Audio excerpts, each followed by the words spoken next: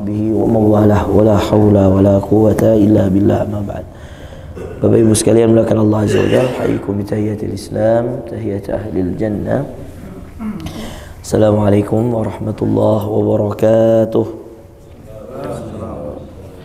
Alhamdulillah, kita bersyukur pada Allah Subhanahu wa taala. Subuh hari ini Allah Subhanahu wa taala pertemukan kita dalam kesempatan yang berbahagia ini. Salat dan salam pada Rasulullah sallallahu alaihi wasallam. Amma ba'd, Bapak Ibu sekalian, jazakumullah khair. Kita kembali bisa bersilaturahim ya, sambil ngisi ceramah di masjid kita ini. Dan tentu apa yang terjadi semuanya atas izin Allah ya. Sampainya kita di masjid ini juga atas izin Allah, mendengarnya kita ceramah juga atas izin Allah ya. Semua kebaikan itu juga atas izin Allah. Tetapi di saat yang sama Bapak Ibu sekalian, semua musibah juga atas izin Allah ya. Kok bisa ya Pak, mobil, truk, remnya bolong, itu gimana? Siapa yang mengatur itu? Dan apa yang dirasakan oleh orang yang naik motor terus berdiri depan lampu merah, tiba-tiba ada truk ya, itu atas izin Allah itu terjadi. Makanya tema kita hari ini ya, mengapa Allah mendatangkan musibah? Ya, ini penting ini. Jadi jangan merasa selalu hidup Pak ya. Bahkan di lampu merah kita bisa mati gitu kan. Padahal kita sudah berhenti ini. Berhenti untuk apa Pak? Untuk selamat kan? Untuk apa mereka berhenti? Untuk selamat Pak. Karena dibuatnya lampu merah untuk menyelamatkan orang.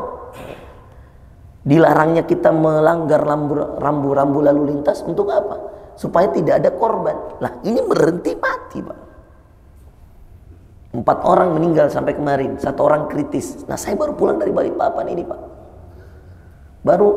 Saya dari Tanah Grogot baru 3 hari yang lalu ya. Sebelumnya saya dari Semeru ya. 4 hari saya di Semeru Pak. Saya sampai ke atas, ke laharnya itu, melihat langsung di sana ya, di zona merahnya ya, yang sampai ke pengungsi yang tidak mau pindah dari rumahnya karena pemerintah buatkan rumah baru yang jaraknya lebih dekat dari Semeru. Cuman alasan pemerintah ya karena arah angin beda gitu kata dia ya. Ala kulli hal saya datang ke sana Bapak Ibu sekalian, melihat orang-orang yang hilang rumahnya, hilang anaknya Pak. Sampai 40 hari masih ngungsi di masjid ya, itu kemarin kita bawakan Quran. Saya galang dana Pak, alhamdulillah terkumpul berapa Quran? 5.000. Bayangkan Pak, alhamdulillah hampir setengah miliar itu Pak. Satu Qurannya 88.000 itu Pak. 5.000 Quran alhamdulillah kami kumpulkan. Kami kirim ke Lumajang dari Jakarta. Saya 12 hari dulu di Jakarta ngisi kanan kiri di Jakarta, Bekasi, Depok ya. Besok kirim 5.000 Quran bawa mukena. Ya sayangnya terakhir saya baru dikasih tahu bahwa mereka butuh mukena dengan sarung. Iya, qadarullah ya, karena kita tidak tahu. Kita fokusnya di Quran kemarin sebelumnya. Ya. Jadi saya dari kejadian kemarin saya bilang, ya Allah, untungnya saya sudah di Makassar. Kejadiannya di Balikpapan. Nah, saya 1 hari di Balikpapan nginep Pak di Hotel Platinum ya, di Balikpapan itu. Tidak terlalu jauh dari kejadian itu Pak.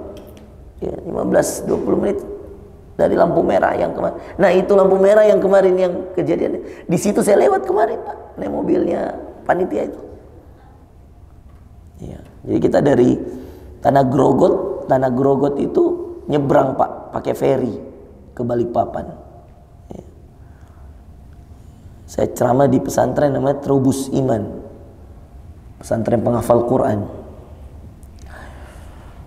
Coba kita lihat Pak, ini musibah Bapak Ibu sekalian.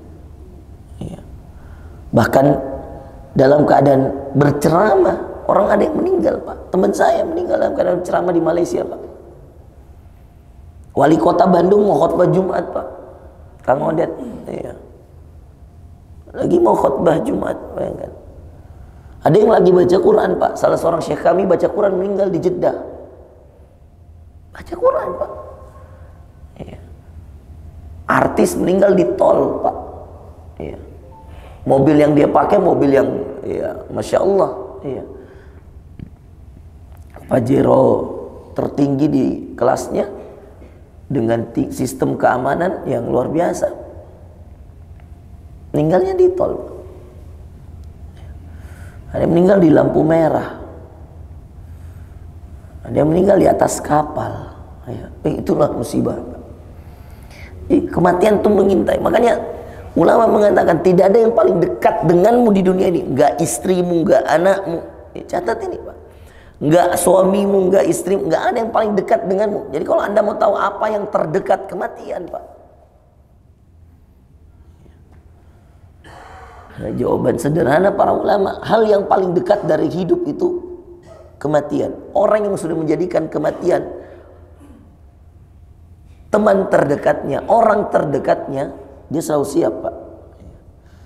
Makanya amalan Bilal itu yang membuat dia masuk surga sebenarnya. Sebelum dia mati, sampai Rasulullah datangi khusus Pak.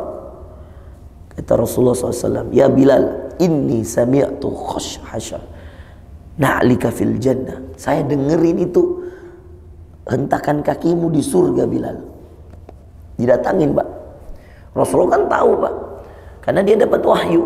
Rasulullah tahu yang lalu, yang akan datang. Itu atas wahyu dari Allah, tentu atas izin Allah. Pas dia tiba-tiba suatu ketika dengarkan, entah dalam mimpinya, Allah Ta'ala alam, dia datangi Bilal. Bilal bin Rabah, budak Pak, ya, yang masuk ke dalam Islam pertama kali dari golongan budak, ya Bilal. Datang lalu mengatakan, Pak, saya dengarkan hentakan kakimu di surga, apa amalanmu? Awalnya Bilal gak mau jawab, malu sama Rasulullah. Saya gak ada ya Rasul. Lalu katakan, ayah Bilal, ya. Lalu kemudian Rasulullah langsung Bilal beritahu Rasulullah, ya Rasulullah, tidaklah saya berhadas kecuali saya berwudu. Tidaklah saya berwudu kecuali saya 2 rakaat karena Allah. 24 jam Pak, Bilal selalu dalam keadaan wudu, sudah sholat 2 rakaat. Ini yang dinamakan sholat mutlak, yang akhirnya orang Indonesia bikin nama sholat toharoh. Jadi kalau sudah wudu, sholat 2 rakaat. Nah, ini sholat wudu ini orang Indonesia biasa bilang sholat wudu, sholat toharoh. Ini kalau dalam bahasa Arab namanya sholatul mutlak. Kenapa dia kadang sholatul mutlak? Karena dia tidak terikat, tidak ada waktunya, tidak ada larangan tempat. Ya. Kapan saja dikerjakan. Yang penting kamu sudah wudu, kamu kerjakan 2 rakaat. Sholat apa namanya? Sholat mutlak. Ya. Orang Indonesia biasa sebut sholat wudu, tidak apa-apa. Sholat toharoh, nama saja itu Pak. Yang penting kerjakan. Ya. Biasa ada orang berdebat. Ya. Ya, mohon maaf, pernah ada jamaah A dan jamaah B. Perdebatannya sengit sekali Pak di masjid. Ya. Terus saya datang, kenapa Pak? Kenapa? Ini Ustaz, dia bilang sholat mutlak. Apa itu sholat mutlak? Tidak ada itu sholat mutlak. Apa? Kenapa ada sholat mutlak? Tidak pernah saya dengar. Terus ini yang bilang sholat toharo ini kan. Terus yang bilang sholat mutlak ini juga. Iya, mengada-ngada Ustaz. Ini kejadian di Tanah Abang Pak. Orang Jakarta ini. Biasanya kalau saya selesai ceramah, saya sholat sunnah 2 rakaat. Terus di belakang mereka kayak bertengkar begitu. Biasa lu gimana sih? Nggak ada tuh namanya sholat mutlak gini. Wow. Saya datang, kenapa Pak? Dia bilang, ini Ustaz, katanya ada sholat mutlak. Apa sholat mutlak itu? Ya, terus ini yang satu bilang, ini lebih parah Ustaz, katanya sholat wudu. Adakah sholat wudu? Rasulullah pernah nggak bilang sholat wudu? Berdebat. Nah, ini yang diperdebatkan adalah amalannya Bilal. Ya. Terus saya datang. Saya tidak komen banyak Pak, saya cuma tanya pada yang bilang sholat mutlak, Pak sudah diamalkan? Dia bilang, ya belum saat. Ya. Ini baru, ya ini aja. Terus saya tanya yang sholat toharoh, saya bilang, yang bilang ini sholat toharoh, saya bilang sudah diamalkan Pak. Sudah berapa tahun diamalkan? Saya bilang, ya belum, saat ini kita baru. Saya bilang, Pak, Anda berdebat sampai kiamat, nggak akan ada pahalanya. Iya. Masalah nama itu nggak ada masalah. Orang mau bilang tahajud, orang mau bilang qiyamul lail, orang mau bilang sholat malam, orang. Sekarang pertanyaan saya, sudah diamalkan belum? Iya. Ini kunci paling berat ini Pak, amalan. Mau apa aja namanya ya bebas saja. Orang bilang sholat hajat, orang bilang sholat kebutuhan, orang mau bilang sholat mutlak, orang bilang sholat taubah. Ya. Rasulullah nggak pernah sholat taubat. Tapi kalau ada orang mau 2 rakaat untuk taubat, tidak ada masalah. Ya. Nama aja itu Pak. Yang penting 2 rakaat itu sebenarnya boleh untuk apa saja. Kalau ini yang dimakan sholat mutlak. Kalau dia habis wudu, namanya sholat sunnah wudu, boleh. Kalau dia 2 rakaat setelah wudu karena ada hajatnya, misal istri mau melahirkan, dia sholat 2 rakaat, tidak boleh dilarang, namanya sholat hajat. Kalau dia habis bikin dosa misalkan, terus dia mau tobat sama Allah 2 rakaat, tidak ada masalah. Ya, namanya sholat taubat, nggak ada masalah. Ya, meskipun penamaan sholat taubat, sholat hajat, sholat ini tuh nggak ada di zaman Rasulullah, nama-namanya nggak ada, tapi perlakuannya ada.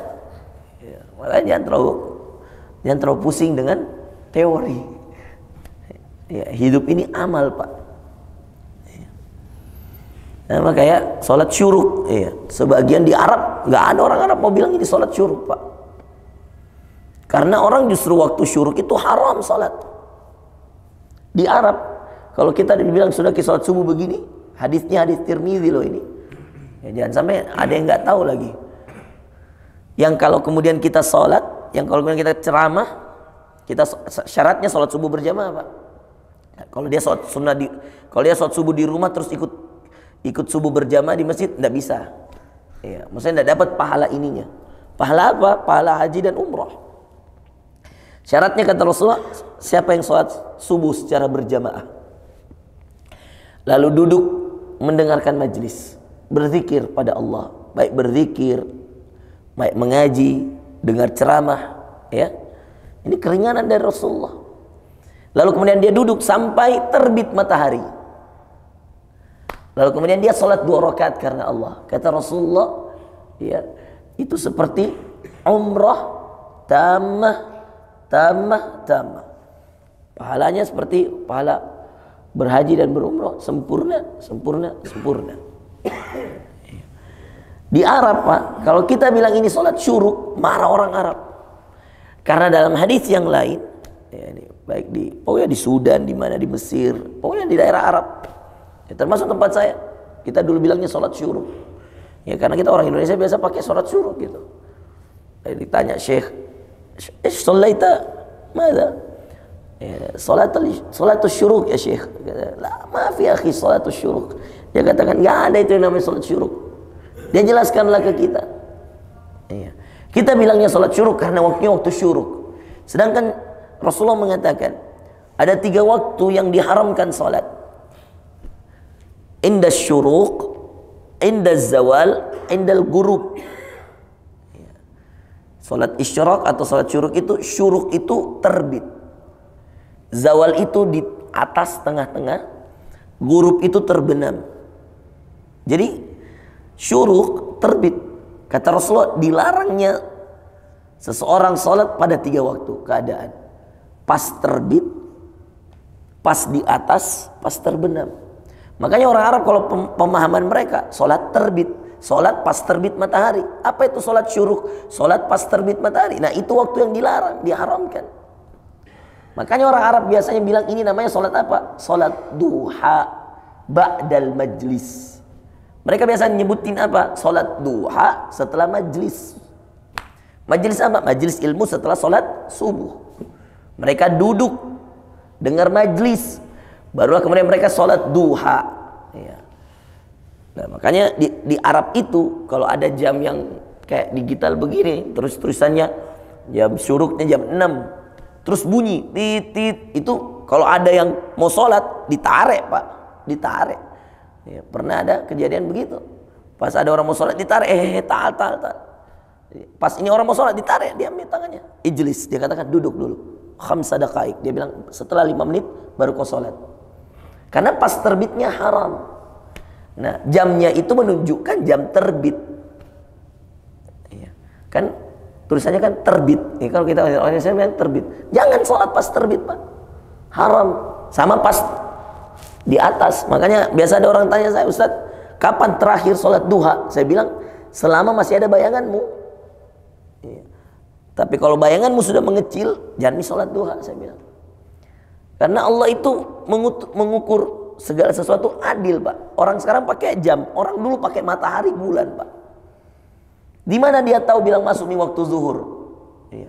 Di mana dia tahu waktu masuk nih waktu subuh? Langit. Iya.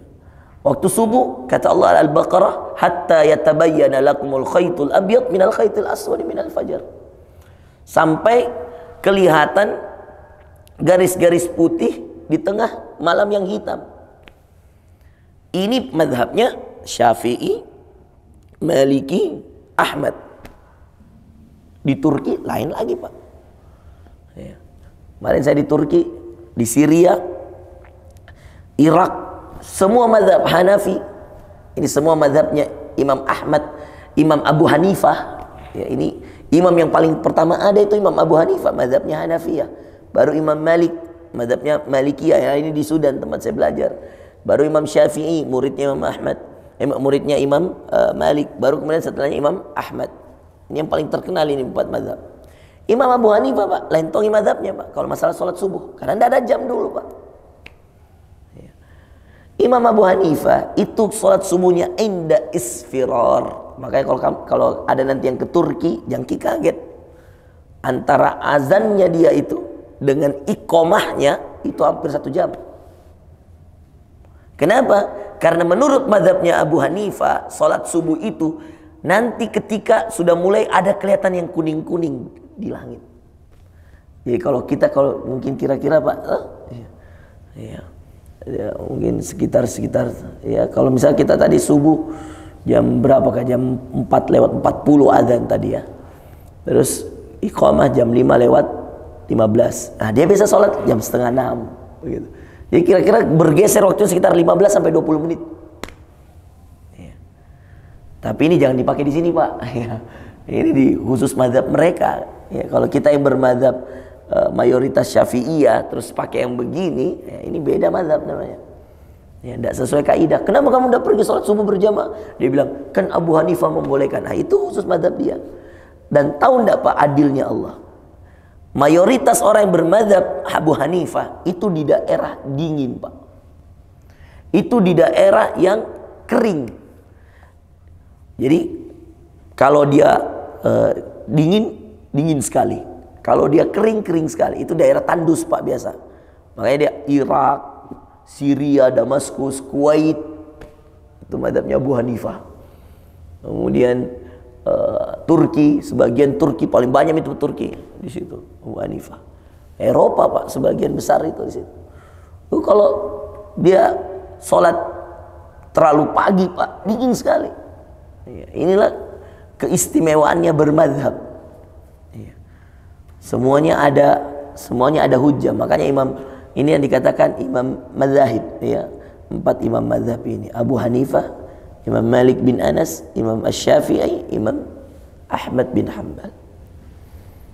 Ya. Kembali lagi Bapak Ibu sekalian, ya. Jadi itu tadi perbedaan mazhab, ya. Jadi sebagian orang mengatakan sholat syuruk, ya sah-sah saja. Sebagian orang mengatakan sholat duha, ya sah-sah saja.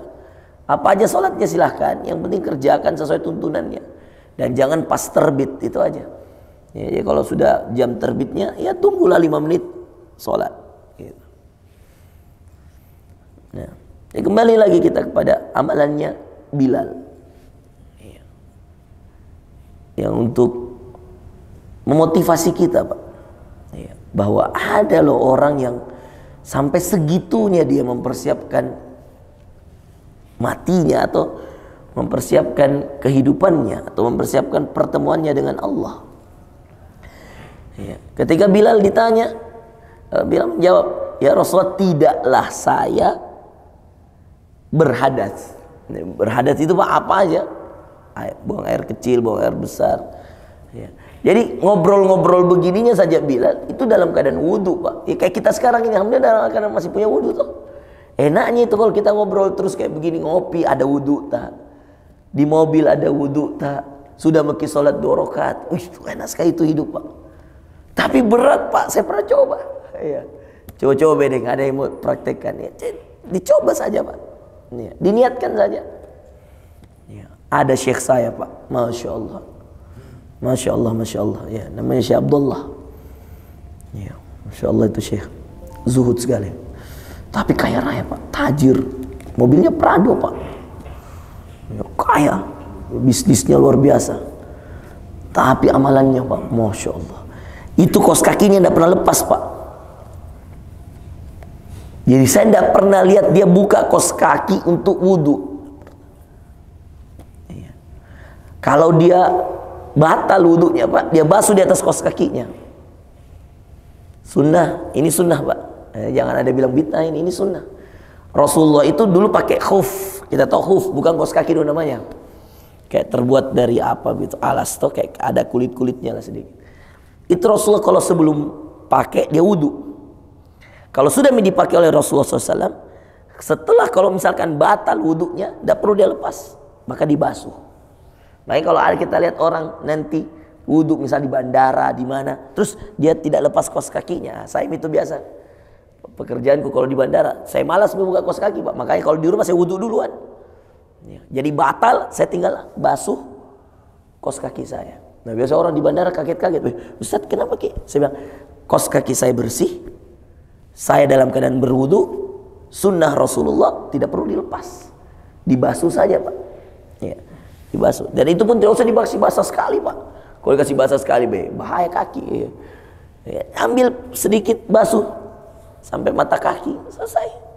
Sekali juga sudah cukup. Karena sunnah berwudu itu tidak harus 3 kali. Yang mazhabnya Imam Syafi'i saja yang 3 kali. Yang lain bisa sekali-sekali. Kata Rasulullah dalam hadis Bukhari, marrah sekali-sekali, marroten bisa 2 kali 2 kali. Kalau mau 3 kali 3 kali juga nggak ada masalah. Ya. Itu bisa dilakukan seperti itu Pak. Sebagai penjaga kita. Dan benar Pak, Masya Allah, unik ya agama kita itu, unik Pak. Dipikir pakai logika pasti tidak bisa nyambung. Ya. Mikirnya pakai iman Pak, pakai hati. Kok bisa ya yang membuat Bilal masuk surga, padahal banyaknya itu sahabat punya amalan yang lain Pak. Itu kan Abu Hurairah tiap hari majelis sama Rasulullah, hafal 5.300 hadis. Bilal berapa hadis yang diriwayatkan Bilal? 1, 2, 3 hadis. Rasulullah tidak pernah bilang sama Abu Hurairah, ya Abu Hurairah, gara-gara kamu hafal 5.000 hadis, saya sudah dengarkan inimu di surga. Nggak ada Pak. Khalid bin Walid itu Pak, setiap perang pasti paling depan Pak. Ya meskipun dia akhirnya meninggal dalam keadaan di atas kasur Pak.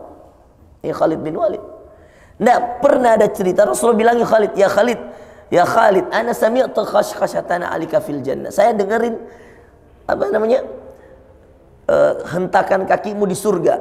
Nah, Mas, ini Bilal Bapak Ibu sekalian, masih hidup, didatangi Rasulullah, saya dengarkan hentakan kakimu di surga. Apa amalanmu? Yang lain Pak, orang udah berperang, orang udah bersedekah, orang udah hafal hadis sampai 5.000. Bayangkan. Rasulullah nggak pernah bilang, saya dengarkan ini mau di surga. Mana Pak? Berarti ini amalan memang berat Pak. Memang orang masih hidup tapi sudah pasti masuk surga begitu kira-kira. Ya kan? Gambaran sederhananya loh Pak ya. Masya Allah. Itu siapa Pak? Bilal namanya. Bilal bin Rabah. Budak. Ngajarin kita amalan itu. Karena musibah datang kapan aja Pak. Kematian datang kapan saja. Masya Allah. Ya. Maka diantara amalannya ya Allah, yang luar biasa sekali dari Bilal, menjaga diri dengan wudhu. Bayangkan,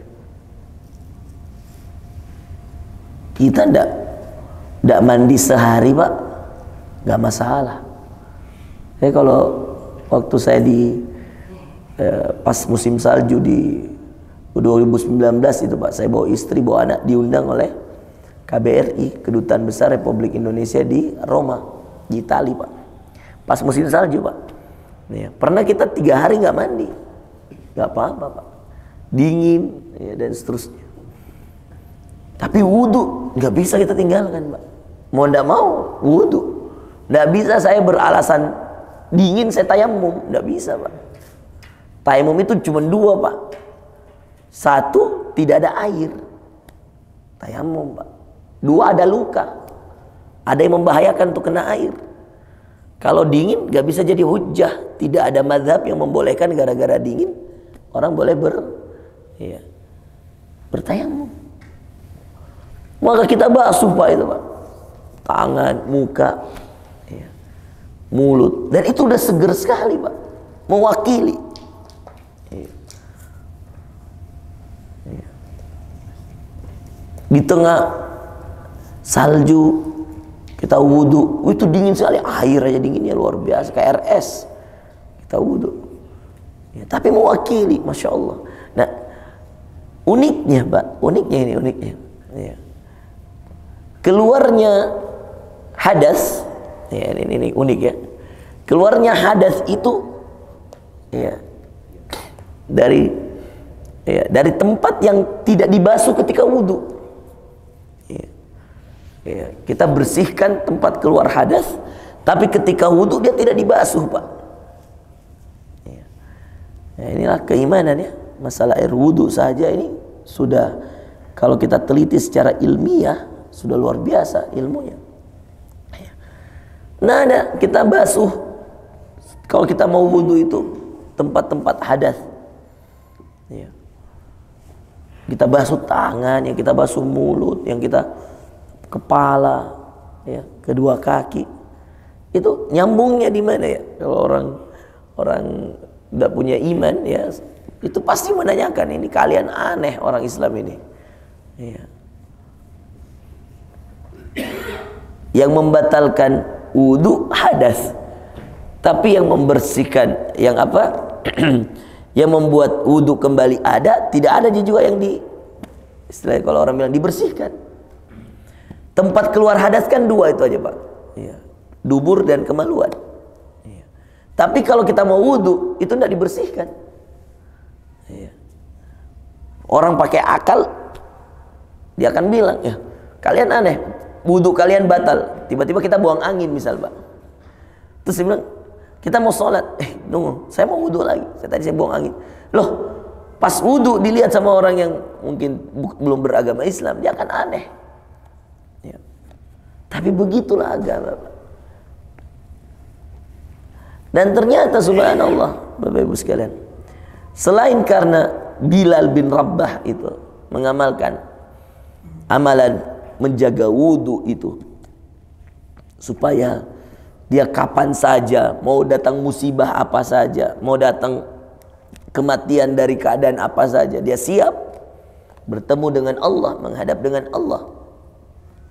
Selain gara-gara itu Pak, ternyata air wudhu itu kenapa yang dibasuh? Hal-hal yang sudah kita ketahui dalam wudhu. Karena ternyata tandanya umat Rasulullah itu di situ.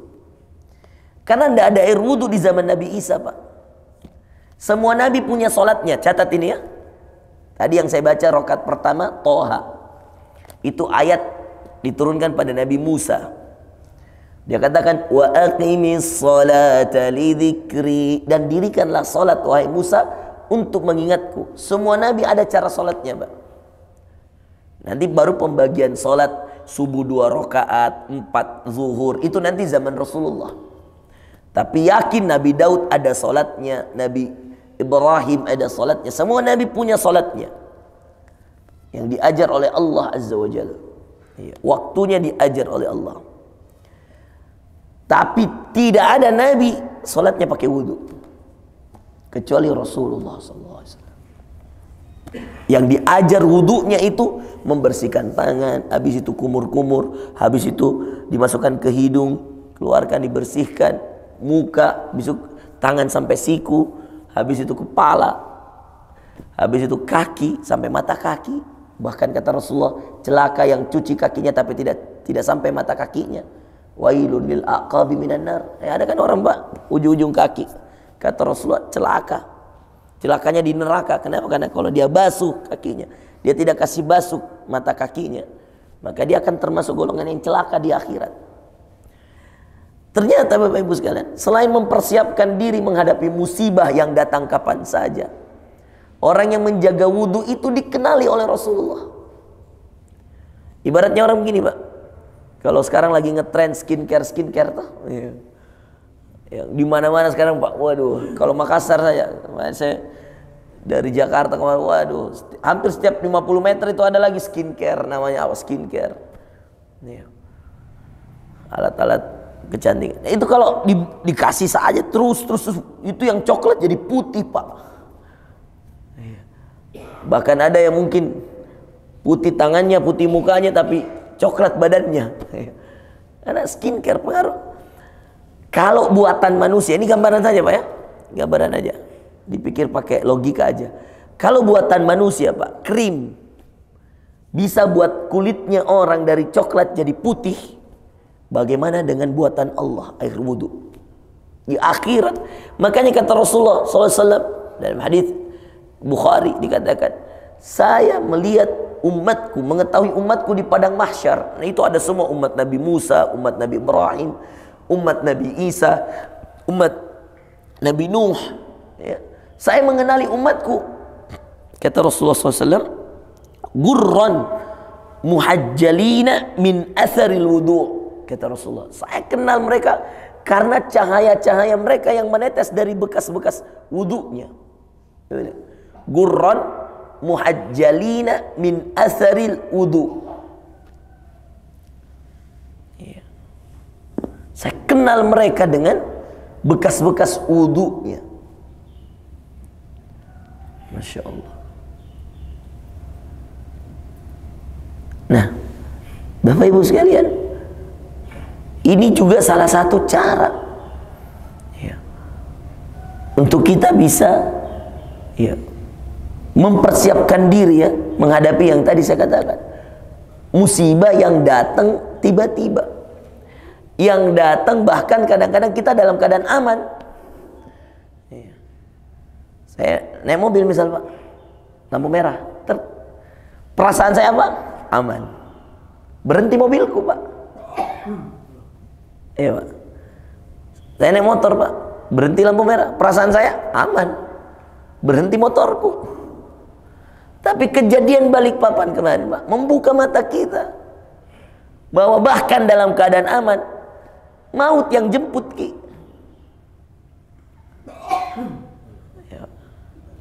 Ini saya mau bikin video habis ini, Pak.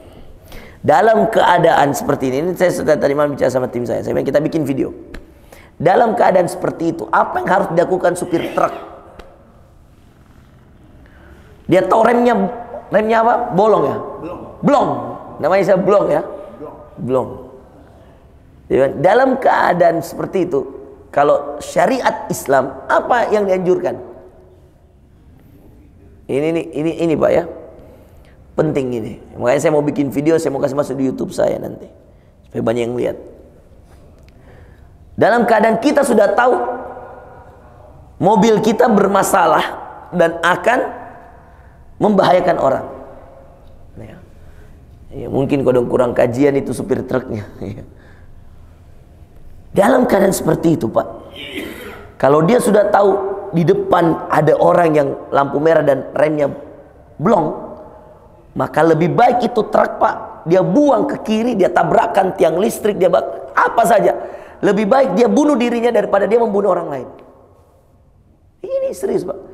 Kalau dia bunuh dirinya dalam keadaan itu, artinya dia tabrakan mungkin ke tiang listrik, atau dia jatuhkan ke sawah ke sebelahnya, atau dia tabrak trotoar sehingga yang kena mudaratnya cuma dia, itu masih ada dua kemungkinan, Pak. Kemungkinan pertama, kalau dia meninggal, dia bisa atur dirinya. Asyhadu an la ilaha illallah, ya Allah. Dia masih dalam keadaan sadar, dia istighfar, dia apa. Ya kan? Dalam keadaan sadar seperti itu, orang masih bisa Astagfirullah ya Allah, ya Allah, ya Allah. Misalnya gitu kan. Ya Allah, asyhadu an la ilaha illallah. Dia tabrakan. Kalau meninggal dalam keadaan sudah syahadat. Dalam keadaan dia tidak ada tanggungan membunuh orang. Di akhirat ini berat, Pak. Ya. Mau dipenjara berapa tahun pun ini orangnya ya. Nanti ya kita lihat di akhirat, kita tidak tahu bagaimana nanti hukumannya. Kalau dia sudah tahu mobilnya bermasalah dalam keadaan pas dipakai, sebelum dipakai ya mohon maaf ya, berat itu tanggungannya. Nah, ya. Dan termasuk yang punya perusahaan, yang punya mobil ya. Yang tidak, mungkin dia jarang servis mobilnya atau apa, qadarullah, kita tidak tahu apa yang kejadian. Tapi kalau dalam keadaan darurat seperti itu dan mengetahui bahwa di depan itu banyak orang yang jelas-jelas dia mobilnya mobil besar, Pak. Ya. Dan ternyata saya baca di berita itu jam yang dilarang lewat situ mobil itu. Ya. Jam 6 lewat 15 dia lewat di situ. Padahal itu jam yang terlarang lewat situ. Sampai jam 10. Dan dia lewat di situ. Jadi memang dia sudah melanggar. Ya. Waktunya juga sudah melanggar, jalannya juga sudah dia langgar. Ya. Makanya dalam keadaan seperti itu lebih baik dia tabrakan saja. Ya.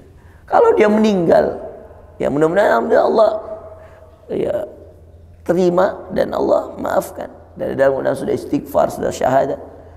Ya. Kalau dia tidak meninggal ya berarti Allah selamatkan. Ya toh juga mobilnya mobil besar loh. Ya. Kenapa enggak dia tabrakkan saja ke luar saja, itu kan bisa. Ya. Sehingga dia tidak mencelakakan banyak orang. Ya. Nah, itu yang menjadi ini kita. Tapi masya Allah, semua ada hikmah, Pak. Ya. Kenapa tong kejadiannya di Indonesia? Ya. Itu pasti ada hikmahnya, itu besar hikmahnya. Makanya di Saudi itu peraturannya 5 tahun gak ganti mobil, dia tarik mobilnya. Di Saudi punya peraturan kayak gitu. 5 tahun ganti mobil, nggak ganti mobil ditarik mobil. Ya, itu bagus juga, mengamankan. Ya. Ada hikmahnya, tapi semuanya ada hikmahnya. Kembali pada rumus awal bahwa semuanya tergantung ajal Allah, izin Allah. Mau meninggal dalam keadaan sujud, izin Allah. Mau meninggal dalam keadaan di lampu merah, izin Allah. Ya. Kita berusaha saja mengantisipasi, Pak. Itu tadi salah satunya wudu, jaga wudu. Ya. Jaga wudu, jaga sholat. Ya. Ditanya Rasulullah sama seorang sahabatnya, saya mau meninggal dalam keadaan husnul khatimah dan saya bersamamu di surga. Nah, ini as'aluka murafaqatak fil jannah. Saya mau ya Rasulullah itu masuk surga tapi sama kamu. Jadi dia itu minta surga tapi maunya sama Rasulullah. Maksudnya yang surga yang ada Rasulullah di dalamnya. Apa jawaban Rasulullah SAW? Kata Rasulullah, alaika bikathratis sujud. Kata Rasulullah, kalau mau sama saya di surga, perbanyak sujudmu. Yang dimaksud dengan perbanyak sujud ya perbanyak sholatmu. Sholat apa yang dimaksud oleh Rasulullah SAW? Sholat sunnah, Pak. Ya tahajud, ya duha, ya qobliyah, ya ba'diyah. Nah, berarti termasuk Bilal. Bilal itu dapat pahala wudunya, menjaga kesuciannya, dan dapat pahala banyak sujudnya. Karena dia tidak wudu, kata Bilal, kecuali saya sholat 2 rakaat. Makanya Bilal itu dahsyat. Pahala wudu, menjaga kesucian diri, siap menghadap Allah, mati kapan saja, sudah wudu, bersih. 2, sudah sholat. Ya. Nah, dia dalam hadis sahabat tanya, saya mau bersamamu di surga, kata Rasulullah, banyak sujud. Bilal gabungkan wudu dan sholat. Ini yang berat, Pak. Bisa ki komitmen, setiap wudu ki sholat ki, batal wudu lagi sholat lagi. Itu yang berat, Pak. Kalau jaga wudhu mungkin sebagian orang masih bisa. Tapi setiap batal wudhu sholat, itu berat, Pak. Bayangkan kalau kita misalnya sudah di atas kasur, misalnya pakai singlet atau apa, mau mikir istirahat, wudhu, kentut misal, atau buang angin. Mau ki wudu lagi, dalam hati kita bilang tidak kantung itu kalau wudu lagi. Tapi itulah Bilal gitu loh. Iya. Dia wudu lagi, dan itu sampai dia mati Pak. Itu amalannya. Wah, kedengarannya ini ringan, kedengarannya. Coba mau amalkan. Hari ini mau saja dulu tes. Serius sekali Pak Sukri. Kalau berhasil ki WA kana, traktir ki makan palu basah. Nah, Pak Sukri, oke? Nah, tes dulu hari ini. Berhasil hari ini, besok lagi. Berhasil besok lagi. Saya tanya Syekh itu, yang Syekh saya, Syekh, kam sana hada? Saya tanya, berapa tahun sudah melakukan ini? 15 sana. Dia katakan sudah 15 tahun. Syekh itu kalau wudhu selalu pakai kaos kaki. Dia pasang setelah sholat subuh, dia buka setelah sholat isya. Kaos kakinya itu Pak. Dia jaga betul wudhunya, bersih. Itu tidak ada bau-baunya itu kaos kaki, masya Allah, wangi. Dia jaga betul itu Pak. Iya. Dia buang air, dia pakai kaos kakinya, dia wudhu lagi. Hal-hal yang mengharuskan dia membuka kaos kaki, dia buka kalau buang air. Tapi kalau sekedar wudhu, dia tidak buka. Berarti apa? Terjaga wudhunya. Karena yang boleh membasuh kaos kaki ketika wudhu Pak, yang pakai itu kaos kaki dalam keadaan dia punya wudhu. Paham tidak maksud saya? Mengerti Ki? Kalau mau ki basuh kaos kaki kita dalam keadaan wudhu yang tidak perlu lepas lagi kaos kaki, syaratnya ketika mau pakai itu kaos kaki ada wudhu tak? Jadi kalau tidak ada wudhu tak, kita mau pakai kaos kaki, tidak boleh kita basuh di atasnya, karena tidak ada wudhu tak. Bisa dipahami? Berarti itu Syekh, ketika dia wudhu cuman basuh itu kaos kakinya, ya. Saya tanya berapa tahun ini kejadian? Dia katakan 15 tahun. 15 tahun Pak. Terjaga wudhunya orang. Naik mobil Prado. Prado Land Cruiser V8. Rumahnya Syekh itu masya Allah, halamannya ada kolam renangnya, ada tajir Pak. Tapi masya Allah, amalnya itu amal langit.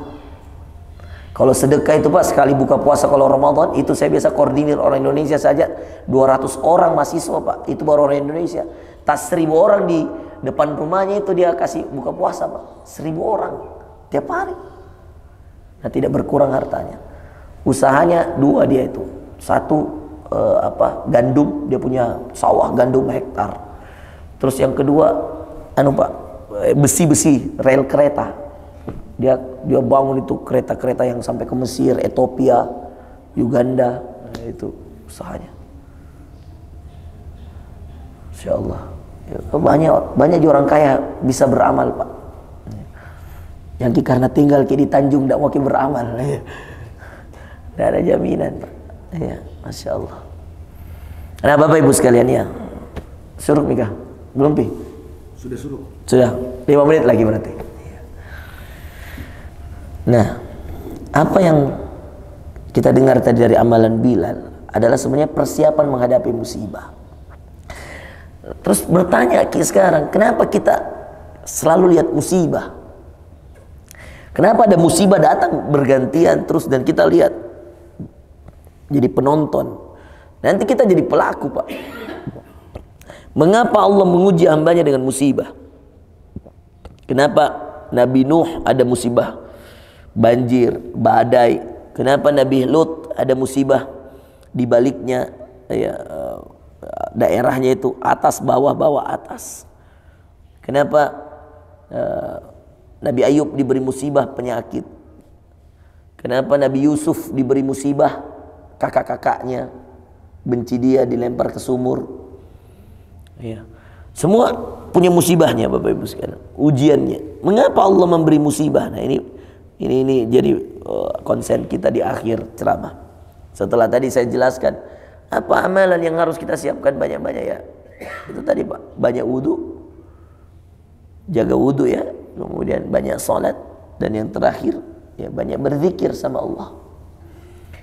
Sekarang mengapa? Nah ini penting ini. Kenapa selalu dikasih lihat sama Allah itu kejadian Pak?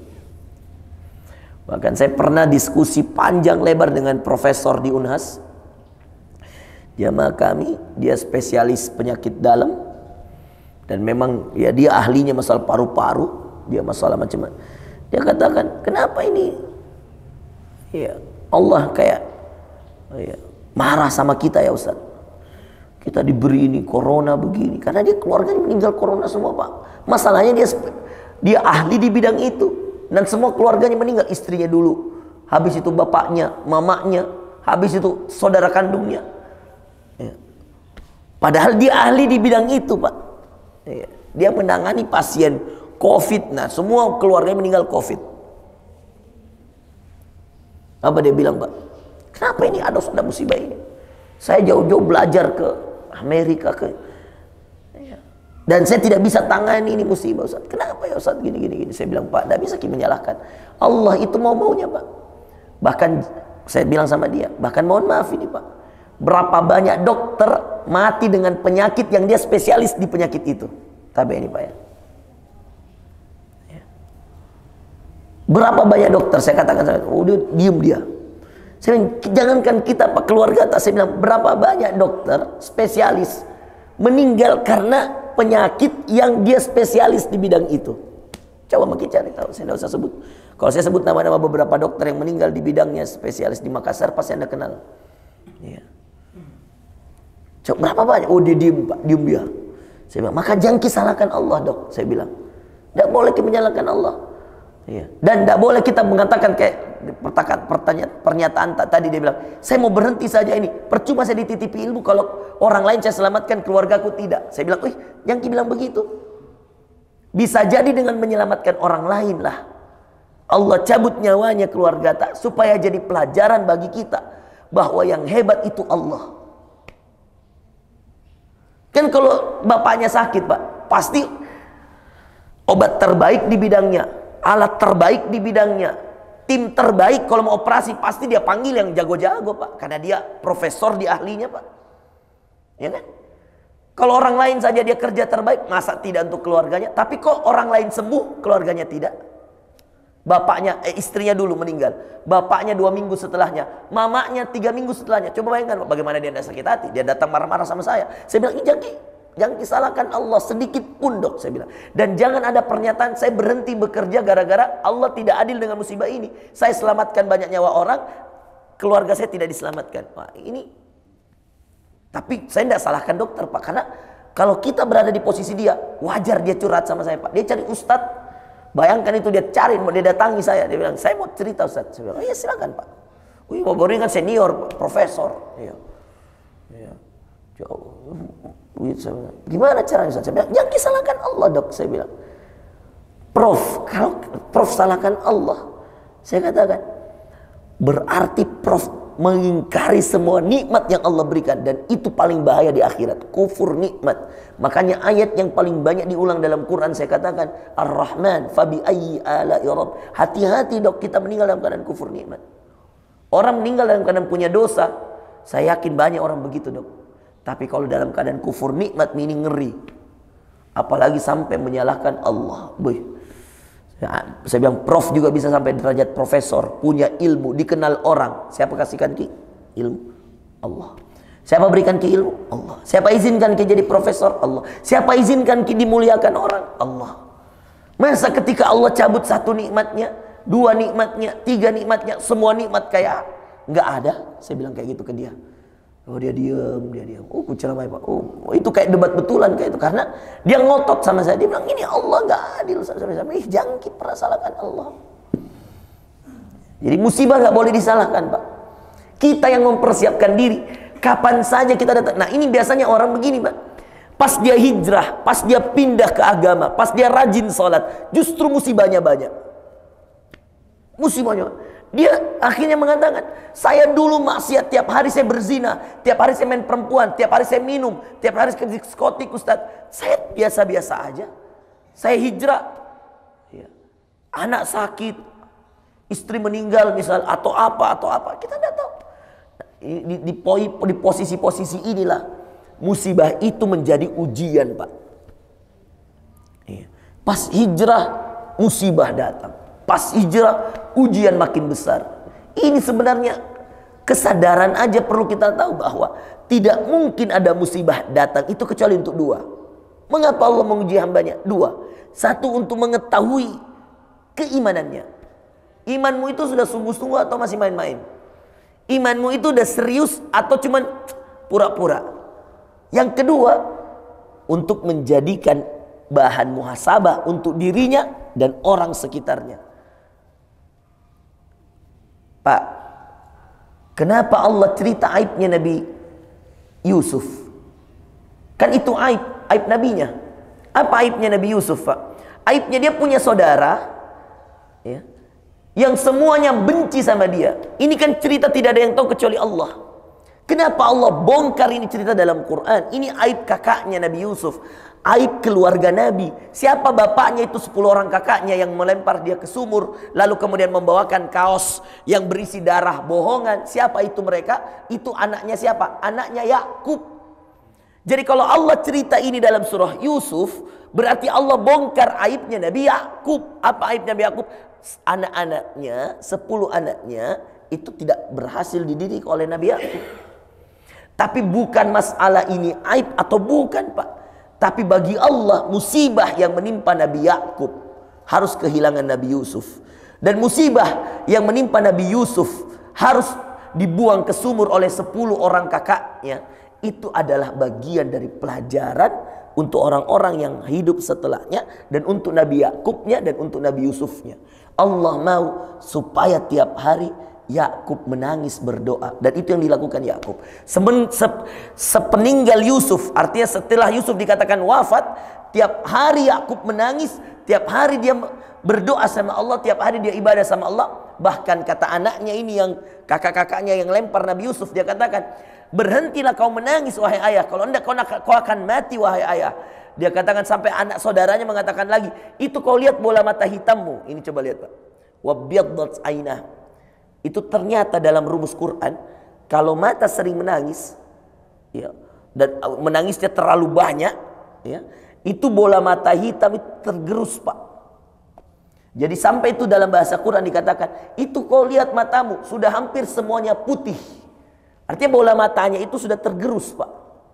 Tidak tahu bagaimana bentuknya, karena menangisnya Yakub memang luar biasa. Menangis yang sangat kehilangan, karena di antara semua anaknya dia tahu wahyu dari Allah bahwa Yusuflah jadi nabi.